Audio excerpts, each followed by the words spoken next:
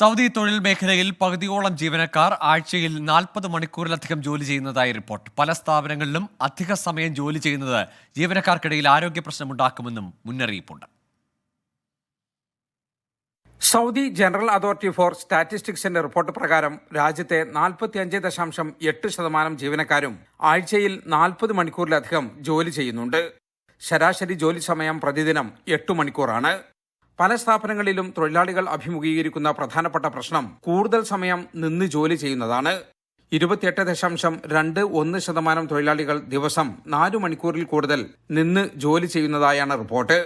തുടർച്ചയായി 3 മണിക്കൂറിൽ കൂടുതൽ ഇരുന്ന് ജോലി ചെയ്യുന്നത് 28.15% പേരാണ്.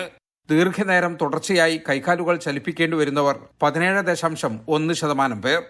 7.8% തൊഴിലാളികൾ നേരിട്ടോ അല്ലാതെയോ രാസവസ്തുക്കൾ, മെഡിക്കൽ മാലിന്യങ്ങൾ, വിഷവാതകങ്ങൾ എന്നിവ കൈകാര്യം ചെയ്യുന്നു. അപകട സാധ്യത കൂടിയ വൈദ്യുതി, യന്ത്രസാമഗ്രികൾ തുടങ്ങിയവയുമായി ബന്ധപ്പെട്ട ജോലി ചെയ്യുന്നവർ 7.8% വരുമെന്നും റിപ്പോർട്ട് പറയുന്നു. 24 ജിദ്ദ.